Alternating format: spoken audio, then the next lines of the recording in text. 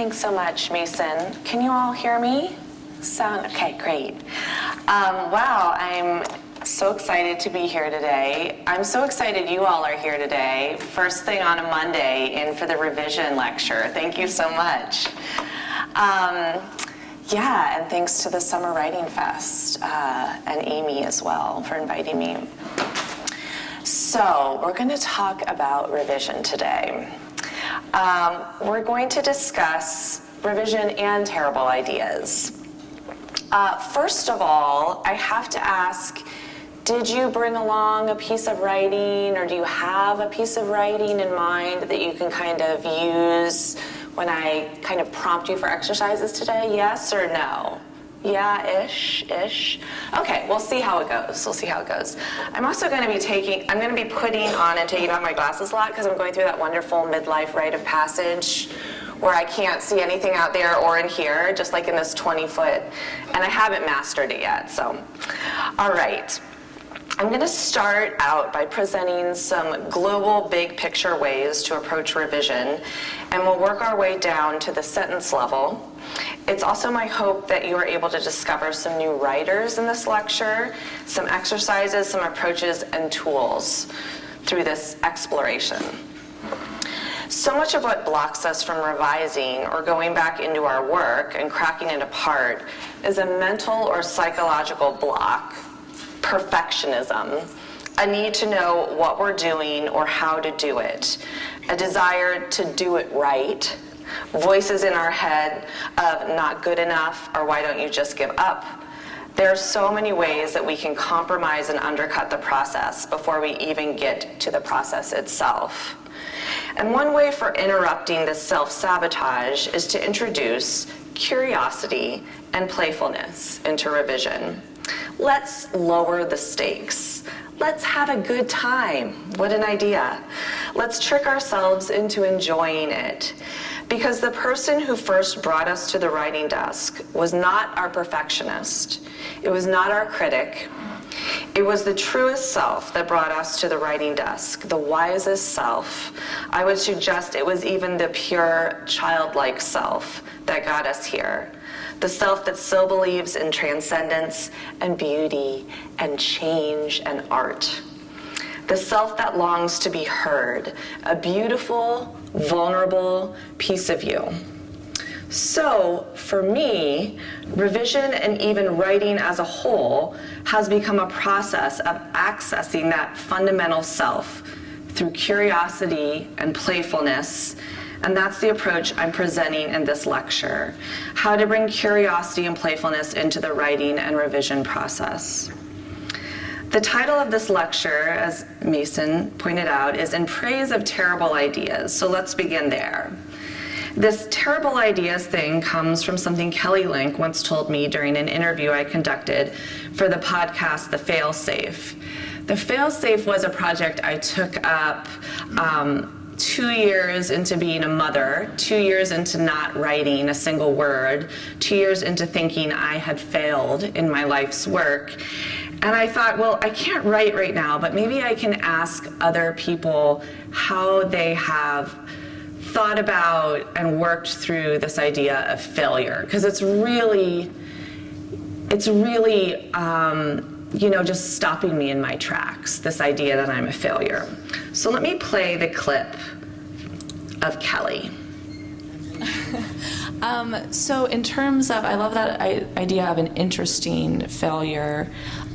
Do you find that the early drafts of short stories are interesting failures that kind of lead you deeper into the work of creating the story that you want to make? And what kind of defines an interesting failure for you? What has to be there in order for you to keep hooking back into that work? Well, I'm going to describe my working day in general. So over the course of a week, whenever we are all in town at the same time, or two of us are, I meet up with two other writers in a house or a coffee shop, Holly Black and Cassandra Clare. They both write young adult. And we talk about what we're working on. I'm often doing editing work rather than my own writing, but we all sit and work together. and we pass our laptops around. If we are stuck in some way, we will say, can we talk about this? And then we describe the problem that we're stuck on. And so when we have these sort of discussions, when somebody is trying to come up with something that will sort of move their project forward, the other people, whoever's there, sometimes other writers come up, will say, well, here's the really terrible version of what you could do. And they will offer a truly terrible, rather than offering something which is kind of workable, you say, well, here's a really bad version that you could use. And we do that because we found that, one, it's a lot easier if you were trying to think up the bad idea rather than the idea that's going to save somebody's, ship. Yeah. And also that the really terrible ideas are much, much closer to interesting ideas than ideas which are good enough. And when I'm doing my own work, I do, as I'm writing, I will sort of sketch in pieces of a story or a scene, and I will think, well, that's good enough, and I'm enormously dissatisfied with those pieces. And so then when I get stuck further on, I go back and I work on the good enough sections until I have made them more interesting to myself. Okay, so a number of revelations here for me when I was talking to Kelly. First, the fact that writing doesn't have to be a solitary exercise. I had never heard about a collaborative writing process, one where you're actually with your friends, you're having fun, you're sharing your work, you're talking. Certainly not all writing might flourish in that sort of setting, but to me that just opened up this whole new possibility for my writing process. So I love that she shared that. Also, instead of pushing away our terrible ideas, we invite them in. We approach them with a spirit of curiosity and play. To me, that also felt like such a relief, right? Like I can feel it in my body. My whole body relaxes. This doesn't have to be perfect. In fact, I'm going to go all the way into the thing I'm scared of. I'm going to go right toward all of the bad ideas. And then they have no power over you then in a certain way. She also echoes something that came up in a workshop I was taking this past weekend with Garth Greenwell. You might know his writing too. But this idea that a terrible idea is much closer to an interesting idea than an idea that is merely good enough, right? That really great writing is not over here in the terrain of the safe. Really great writing is walking a razor's edge right next to an abyss of terrible writing. It's right there on the edge. There's something that's risky and bold about it. And so when you get out those bad ideas, they're adjacent to something that could be really great. Recently, I've also heard this echoed on a podcast that you might find of interest called The Screenwriting Life, which I think is really helpful and instructive even if you aren't writing scripts and are just interested in stories or novels. The two hosts are Meg LaFoe and Lorian McKenna. They both came up in Pixar, and Pixar has this incredibly rigorous writing and revision process. It's incredibly collaborative too, and they talk about using lists to get unstuck, which goes hand in hand with this terrible ideas approach. So you'll see the first two, if you got the handout, hopefully you did, they're at the back of the room. The first two revision games I have on here. The first one is about with your writing group or with a writing partner, exchanging work, right, and working together, which again to me sounds great. I don't have to sit at a desk by myself all the time. And then the second one is about list making. And I'd like us to experiment with list making as a way to be curious about our drafts today, to play, to get unstuck, to lower the stakes. to get out of all those selves that are unproductive. So let me just talk you through what I did just last week for one of my stories that was stuck. So I have a story in which a little girl is staying overnight with her Mennonite aunts and grandmother. And her aunt tells her this sort of Mennonite urban legend about the devil with a typewriter who visited a friend of a friend and offered to write her life, however she wanted it, offered to write her life story. It would come true. Of course, the payment for this was her soul. The little girl is understandably freaked out and wakes up the next morning with a searing fever. Excuse me. In a fever haze, she goes into her aunt's closet and finds there what? I wrote that she found a typewriter just like the one the devil used in her imagination, but that felt sort of boring and wrong. So I thought I'd try Kelly's bad idea exercise. Here are my bad ideas. I'm going to share them with you. So the girl finds the outfit she imagined for the devil in a box. The gold watch, the dark suit, the spectacles, a cigarette. She finds the typewriter, and there's a half-finished story with the title Lovebird that seems to be about a bird that's fallen out of its nest and is searching for its mate, but only coming across fruits and vegetables, bloody cuts of meats. She refused to marry a radish is a sentence the girl remembers typed there on the paper many years later when she is an adult. Okay, so it's starting to take off, right? It's a bad idea, but there's some energy there. She finds a small box of hair and eats it. She finds a typewriter, and the paper in it lists all the ingredients for apple pie. Really bad idea. She doesn't find a typewriter. She crouches in the darkness, and now she's the goblin beyond the little door. She made raspy little grunts and snorts, flicked her tongue back and forth across her lips, laughed high and hard. She tousled her hair until it was in knots, then dragged her nails down her cheeks.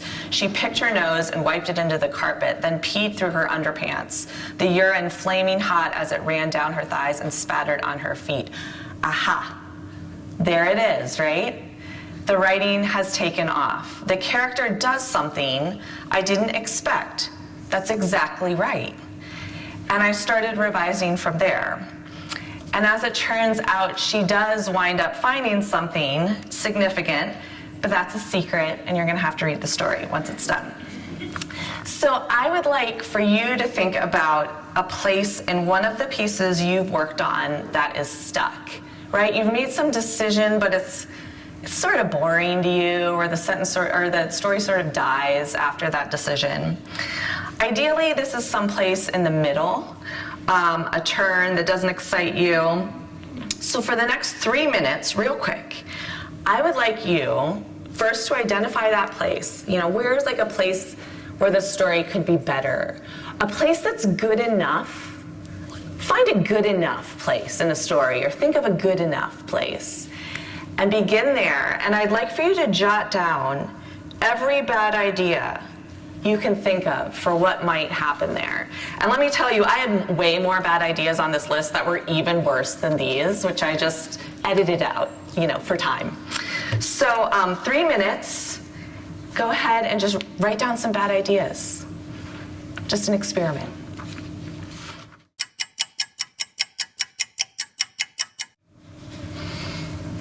Okay, no, it's really short, but go ahead and finish up your last bad idea. And maybe Mason can help us with the microphone, but you don't necessarily need to share your bad ideas, but I'm wondering what happened for you in that. Did you come up with anything that felt sort of adjacent to a good idea?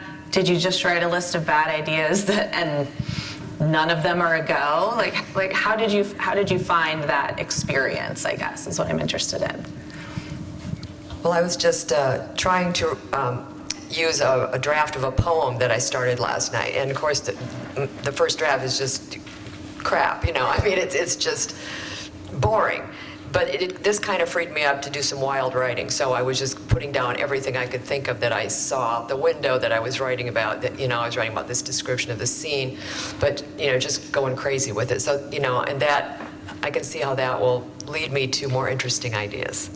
Wonderful. Thanks for sharing that. Yeah, I think that is the best possible outcome of an exercise like this, right? If it leads you to that freedom, the freedom to put whatever you want to on the page, which so often can get lost in our drafting and wanting to publish and wanting to make it good and wondering what people are going to say in workshop about it, and right? That brain that starts going. This brings us back to that space of freedom and play. Wonderful. Thanks so much for participating in that. So next we're going to take a look at some excerpts from a journal I've edited for about 10 years called Draft, the Journal of Process. This journal is unique in that we don't publish new work. Instead, we ask some of our favorite authors to share stories and essays and poems they've already published, along with early drafts of that work, and then we interview them about the process. So the first interview I'd like to take a look at is one with Dylan Nice, who is an Iowa City author and has written a beautiful book of stories called Other Kinds. So here I am interviewing him about his process, and I'm just going to read a bit from this. You can read along if your eyeballs can see that far. So over at the right, I'll just start with his answer. He talks a little bit about the story. I wrote the first draft in the summer of 2010, and it was based on an anxiety dream. I was anxious because I had decided to move on an impulse. I found a listing, made an appointment, and signed a lease over the course of 2 or so days.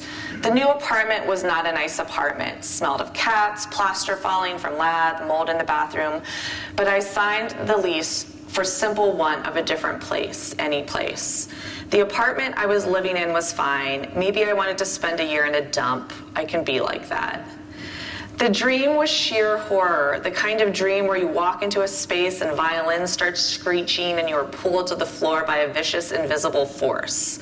Also, my laptop went missing in the dream. A plot point, I thought, and started writing. I'm going to skip down to this 4th paragraph. So finally, in the summer of 2013, I needed to give Noon annual work. Noon Annual published my very first fiction, and up until that point, I'd always given Diane Williams, the editor, new work, sometimes over the summer. Odd Jobs was all I had. This is the story he's talking about. But I knew I couldn't thrust all 19 almost working pages onto Diane. And so I sat down and thought, what is this story about? I pulled the one scene that felt most alive and started to work on it, adding and deleting so it could get up and move on its own. After a few days, what I had was, she likes you. So then I asked him over here, when you thought to yourself, what is this story about? What was the answer you came up with? For me, based on the section you mentioned pulling from the first draft and using as a prompt for the final, seen below, it seems like you had in mind that yearning was the most animated emotion for you. Is this the case? And this section that he referenced, he writes, Tom unpacked his bathroom box and got used to the new smell, something heavy and sweet of the former tenant. He poured a bath and used a bar of soap she'd left behind. He fantasized for a moment about living in a house where a woman had always been earlier, but was never there now. I love that. So this is what Dylan says about it. First, I tried to extract the scene with Tom and the beautiful women in the attic, but it needed too much context to work as flash fiction. Eventually, it was all cut and reduced to the silhouettes of 2 women in the attic loft visible from the street. I liked that. There's a line from Gatsby. I was spiritually plagiarizing. Yet high over the city, our line of yellow windows must have contributed their share of human secrecy to the casual watcher in the darkening streets. And I was him too, looking up and wondering. The story is about yearning, but more specifically, I think what Tom yearns for is a more vivid privacy. He wants a deep, quiet, beautiful privacy. It's a privacy so pure that someone else, even someone very beautiful, is only allowed to just barely be there with him. Which is beautifully put by Dylan. And it should be noted that this 19-page story got cut down into flash fiction, so probably 1,000 words is what it wound up being. I like how Dylan winds up getting to this notion of a more vivid privacy. He goes to the scene that embodies it and then writes from there. You'll see on the revision exercise handout, there are 2 exercises in aboutness. And I'd like for you, so the first one is find the passage, paragraph, sentence, what have you, that is the heart of your story. You don't have to know why it's the heart, just that it contains some energy to which you are drawn. Begin writing from there. So again, I'd like us to just experiment with this briefly. So last time I asked you to find a passage that was just good enough, right? It didn't have any heat. It was you sort of read over it. It's a little bit boring. Now I'm asking you to find, and this if you're a poet, maybe you could go to the image, right? The passage or image that has like the most heat. It's the part you like reading. It's the part you would read aloud if you had to read something aloud. You don't have to know why, but take 2 minutes to find a passage and then think about where the story might go based on this new aboutness, right? So if the story is like about that passage, where does the story go? We'll sort of talk about it after the 2 minutes.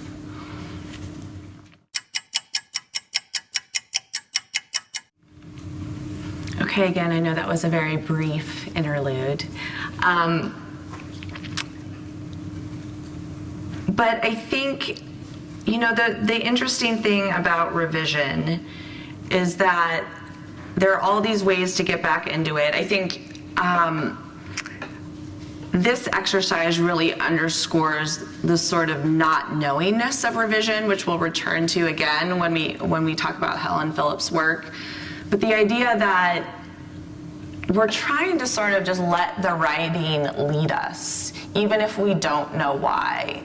And in that way, revision is sort of this act of faith, right? That we're going back to the place that feels the hottest or that feels the most interesting. And we don't necessarily have to use like the analytical brain. We can just sort of follow the spirit of the story.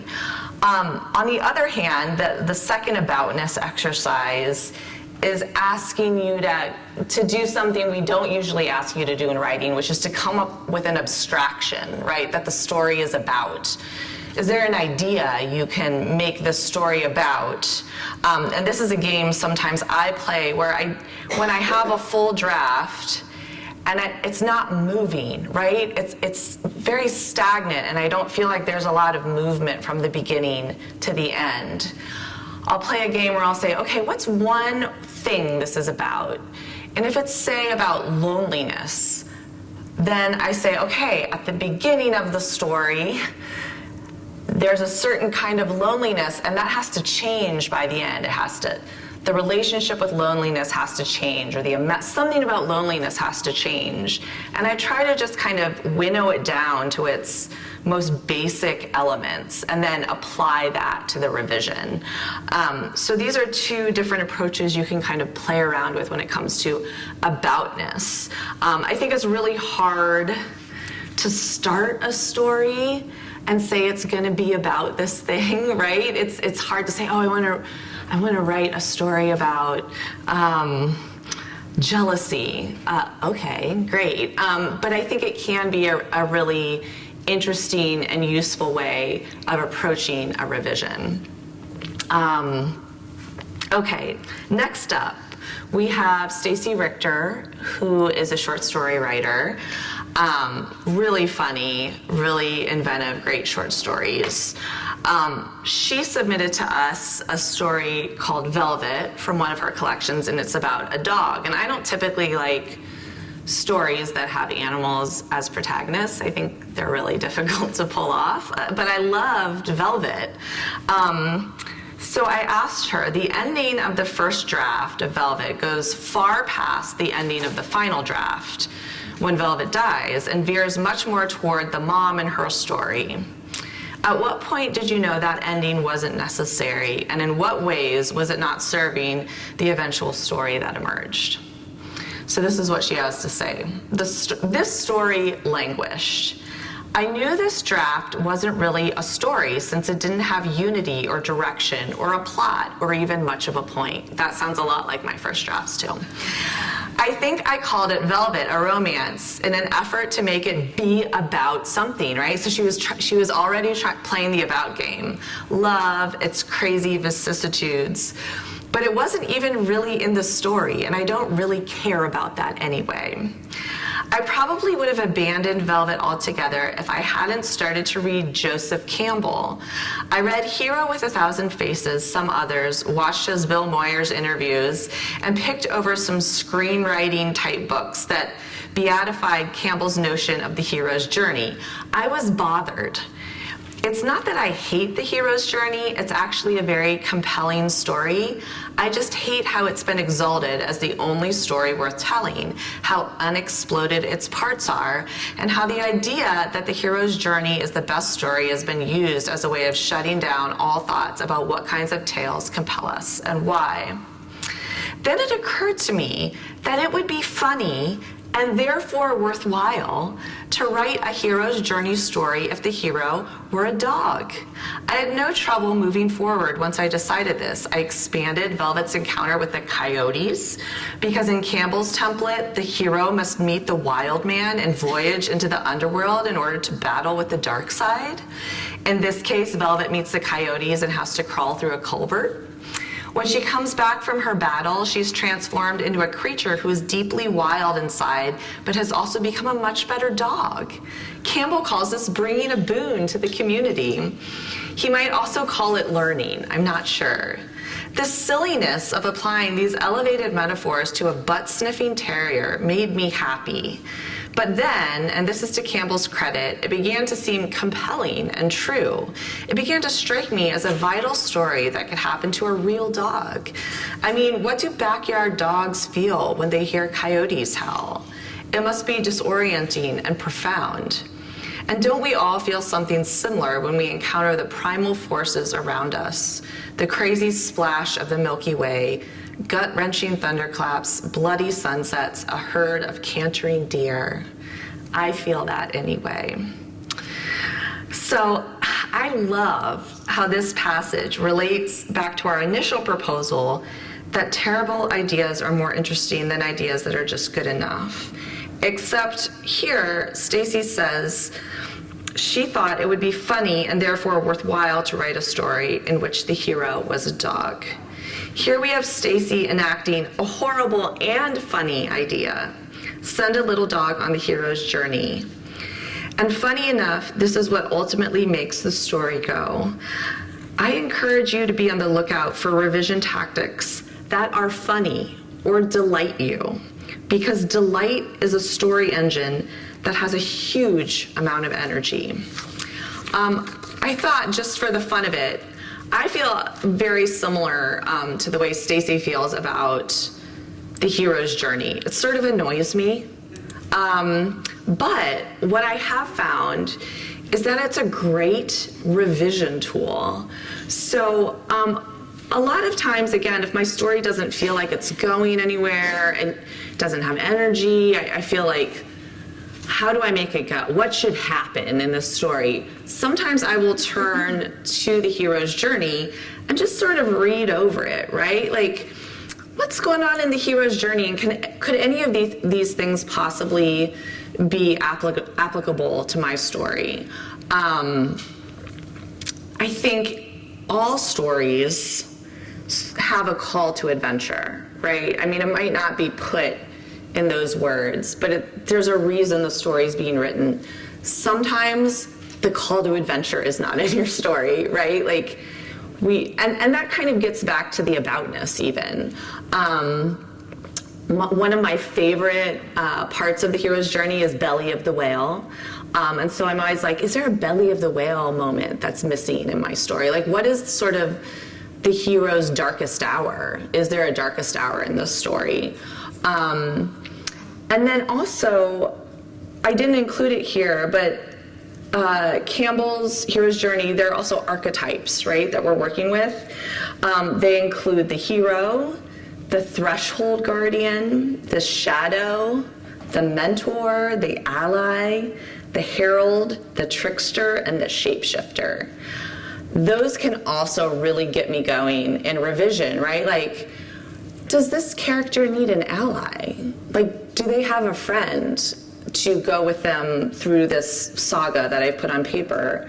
I think the trickster and the shapeshifter can come in really handy too in storytelling, right? Like, because those are characters that can turn. So it's like, are any of my characters showing both sides of themselves? Are any of them surprising me in the ways that they behave? Again, I feel like the hero's journey and these archetypes are just a great sort of rubric you can place over your story and say, does this like knock anything loose for me in my revision? And you'll see on the handout, there are 2 different exercises related to the hero's journey: interrogating plot and propulsion, and interrogating character. How are we doing on time? Great. So the next thing I'd like to look at is from Helen Phillips. The flash fiction of Helen Phillips, found in her book, And Yet They Were Happy. This is a really interesting book in that each of the pieces in it is exactly 340 words long, and it's a book that's this thick. So revision was obviously the lion's share of the work for her book, this really close honing. So I'm going to read a little passage here about Helen's approach to revision. So these are my questions, and then I'll scroll down to her answer. So over here I say there are just a few lines that make it from first to final drafts largely untouched, and then you can read those lines. And I asked her, what's special about these sentences? What was it about them that made them feel so essential to the story? And she said, yes, those lines are the anchors. They are also the lines that served as the initial launching points for the story. Before I even started writing it, I knew the man with the chainsaw would appear at the end. Many of the stories in And Yet They Were Happy grew out of the juxtaposition of several different images that were connected in my mind, though I couldn't understand why. Writing these stories was often about mining for those connections. I knew that the images of the desperate women at the bathhouse and the fruit rotting in the perfect house and the man with the chainsaw were all somehow connected to my relationship with my sister, the evolution from the straightforward closeness of childhood to the more fraught closeness of adulthood. Like many of the stories in And Yet They Were Happy, this one walks the line between nonfiction and fiction. There's a number of things that I find interesting about this. First, how it echoes what Dylan was saying about finding a passage that contains the aboutness of the story and starting from there. Helen articulates it differently, but it's the same concept. Certain sentences are anchors and must remain, even though she doesn't know why at the outset. And this is the next thing I find so interesting, the not knowing involved in revision. Something feels correct or must remain for unknown reasons. A sentence shows the way, though you don't know where this way leads. There's a kind of faith, I'm repeating myself here, that's required of the writer in revision, an instinctual working through. In many ways, it can be dream work. Follow this image to the next, and the next. Don't ask why, simply tell the story you are being compelled to tell. Revision seems to me to be this continual process of dreaming, then studying the dream with an analytical eye, then going back into the dream somehow through a trick or a game, then studying again. Revision asks the question, how to move between dream world and the world of reason. I'd like to take a look at another passage from the interview with Helen, which will serve as a lead-in to look at line editing, which is one of my favorite things. So let's see if I can get these pages right. So I asked her a question about the first paragraph contains 4 adverbs, whereas the entirety of the final draft doesn't have that many. Can you talk a bit about these words? So we're getting down to the nitty-gritty, and this is what she has to say. My book, And Yet They Were Happy, was born out of a challenge I gave myself. Every single story in the book had to be exactly 340 words long. As long as I adhered to this word limit, the stories could be completely wild, full of weird leaps and strange connections. The first draft of Drought 5 is 669 words. My process for each story in the book was to swiftly write whatever came to mind about a particular narrative, and then slowly whittle that down to 340 words. The first drafts were always much longer than the final drafts. I always felt as though I was carving the stories out of something that already existed. The first draft served as raw material from which I would unearth the actual narrative. Writing the book was one and the same with revising the book. When you're going from 669 to 340, you interrogate every word. Particularly, speaking of the devil, adverbs, those traditional enemies of efficient writing. As I sloughed off words in the revision process, I made sure their meaning was implicit elsewhere in the piece. For instance, acutely aware of the hot liquid moving through them becomes, as the hot liquid moves through them. The more active moves renders the acutely aware unnecessary. Fruitlessly appears throughout the piece without actually appearing. There are 2 instances of fruit that is not fruit, the rotting fruit and the plastic oranges. More significantly, the narrator realizes that her quest to return to her childhood relationship with her sister will be fruitless. I love how fruitlessly appears without actually being written, right? She takes it out, but leaves the images in. There's one other excerpt I'd like to read on page 55.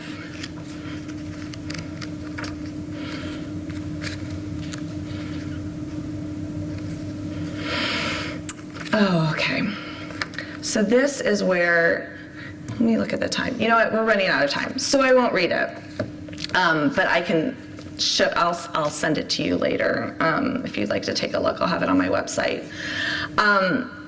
The close work that Helen is outlining here, and also on your handout, you'll see that there's some fine-tuning edits and line edit tips here on the back when you're really getting down into the nitty-gritty, into the final comb-throughs of your drafts. The close work that Helen outlines here is what separates serviceable writers from the greats. For of course, what we're really talking about when we talk about line editing is standards. How high will your standards be for your own writing? How closely will you track the paragraphs, sentences, and words you use? How strongly will you interrogate your choices? And what sort of opinions do you have about the words and patterns that make up your writing? What do you like? What do you think is gauche or lame? And of course, now we've reached a conversation about aesthetics, which is really where we were headed all along. For the aesthetic we embrace comes down to the words we choose. Here at the level of the line is where we are generating an aesthetic, a style. Here is where we are really writing, or are we revising? I have more I could say, but I will end it there since we're at about 10 till. And I guess if you have any questions or comments, we'll open it up to those now. I'm reminded of George Saunders' book where he talks about revising. And as I read it, I thought, this is like a religion or a cult or something, because he had practical things like you have, but also,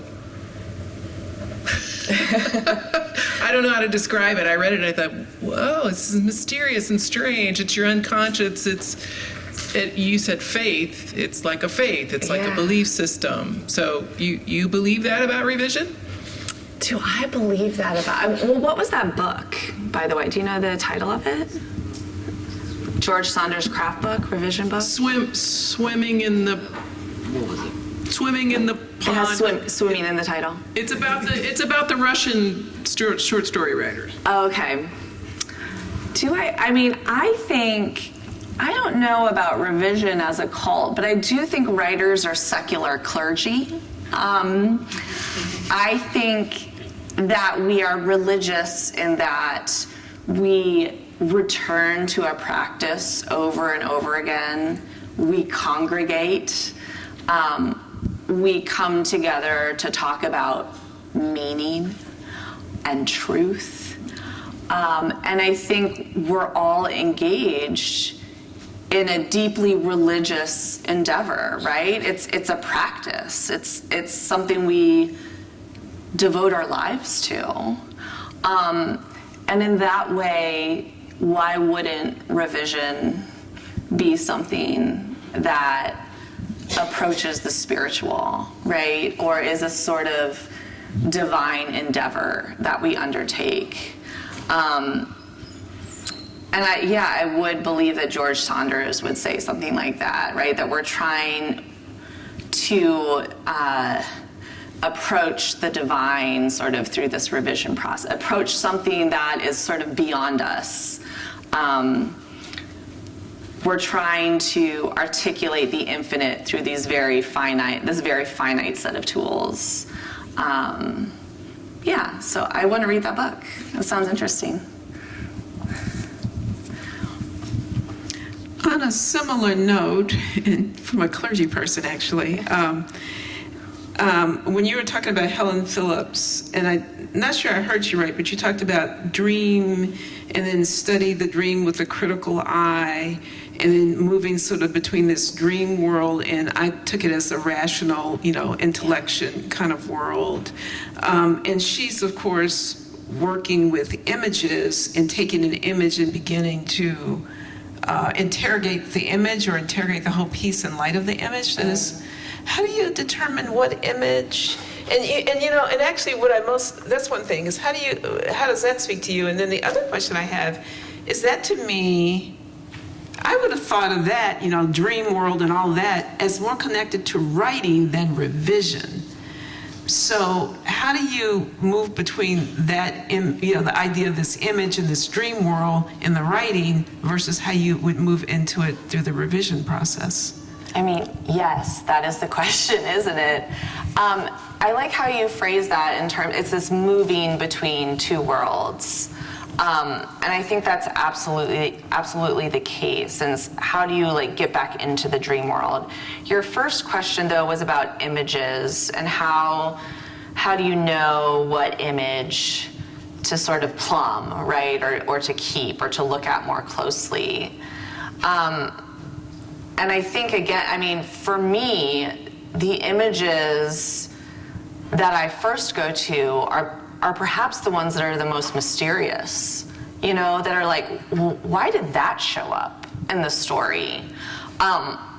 Usually that image will get cut or it'll get interrogated. And if there's something there that just, again, if it feels interesting, I'll go into it. And I think, like Helen said, that this idea of fruitlessly, right? There was something, she cut it, but it was this image that started reappearing in the story, right? It became important, even though it wasn't stated as fruitlessly.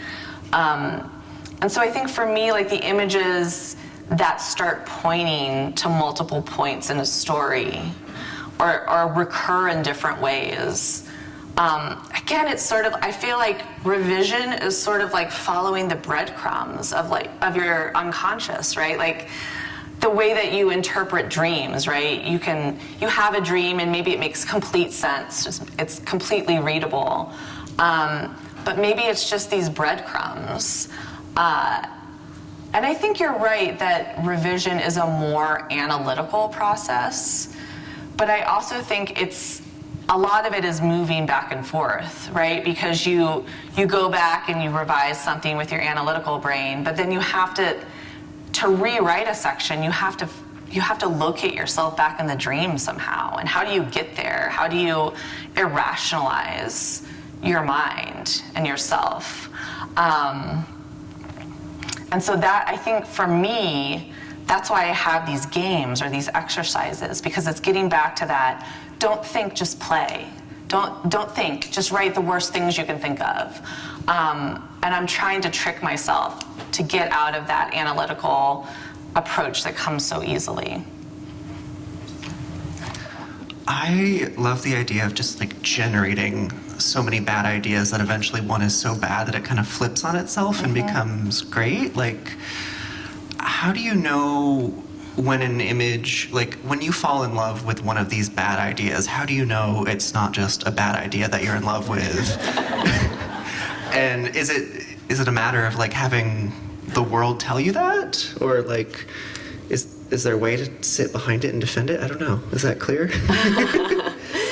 I mean, I think you write it, you do it. I mean, I came up with this idea a number of years ago for a story about a mom who turns into a werewolf, which is maybe the worst idea I could think of. A mom that turns into a dog. Horrible idea. But it nagged me, and I couldn't get away from it, and it felt like it would be a lot of fun. And as I said, I think delight is a very strong engine when it comes to writing. And so I thought, I'm gonna do an exercise in delight and write this terrible idea, and wouldn't you know it, it turned into a book. So yeah, I mean, I don't think there's any way of saying, how do you know? You just know by doing it. Writing's expensive, so you write it out and see what happens. But Thank you. yeah, thanks to all of you. Good luck with your terrible ideas.